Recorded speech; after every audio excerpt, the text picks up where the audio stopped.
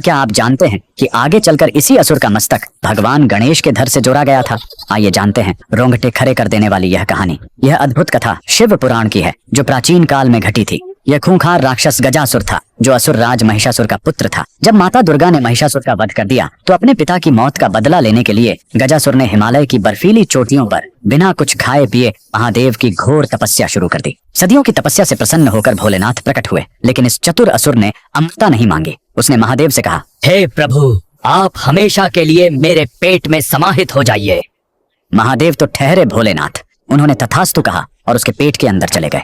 महादेव के जाते ही पूरे संसार में अंधकार छा गया। माता पार्वती अत्यंत दुखी और व्याकुल रहने लगी। तब उन्होंने सृष्टि के पालनहार भगवान श्री हरि विष्णु से मदद मांगी। प्रभु ने एक अत्यंत सुंदर और अलौकिक लीला रची। उन्होंने महादेव के परम भक्त नंदी को एक बेहद आकर्षक नृत्य करने वाले बैल के रूप में सजाया और स्वयं एक ग्वाले का रूप धारण कर गजासुर के राज्य पहुंच गए। गजासुर के दरबार में पहुंचकर उस ग्वाले ने अपनी बांसुरी से ऐसी दिव्य और मधुर धुन छेड़ी कि पूरा राज्य मंत्रमुग्ध हो गया। उस अलौकिक संगीत पर अपने आराध्य शिव के वियोग में तड़प रहे नंदी ने ऐसा अद्भुत और भक्तिमय नृत्य किया कि गजासुर अपनी सुध बुद्ध खो बैठा। अहंकार और अत्यधिक प्रसन्नता में आकर उसने कहा, मांगो ग्वाले, तुम्हें क्या वरदान चाहिए?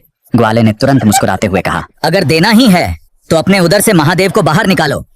ये सुनते ही गजासुर के होश उड़ गए। वह समझ गया कि यह कोई साधारण ग्वाला नहीं, बल्कि साक्षात श्री हरि विष्णु है। अपना अंत निश्चित जानकर भी उसने अपने वचन की लाज रखी और अपना पेट चीरकर महादेव को बाहर निकाल दिया। अपने प्राण त्यागते हुए गजासुर की इस अनन्य भक्ति और वचनबद्धता को देखकर महादेव अत्यंत प्रसन्न हुए। गजासुर ने मरते हुए कहा, प्रभु, आपके निवास से मेरा शरीर अत्यंत पवित्र हो गया है।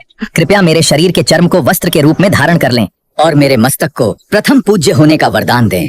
भगवान ने उसे यह दोनों वरदान दे दिए। और यही वह रहस्य है। युगों बाद जब महादेव ने क्रोध में अपने ही पुत्र श्री गणेश का सिर धड़ से अलग किया था, तो शिव जी के गणों ने उत्तर दिशा के जंगलों से इसी गजासुर का सुरक्षित मस्तक लाकर भगवान गणेश के धड़ से जोड़ा था। भक्तों के अधीन रहने वाले उन परम दयालु भोलेनाथ के लिए कमेंट में हर हर महादेव जरूर लिखें।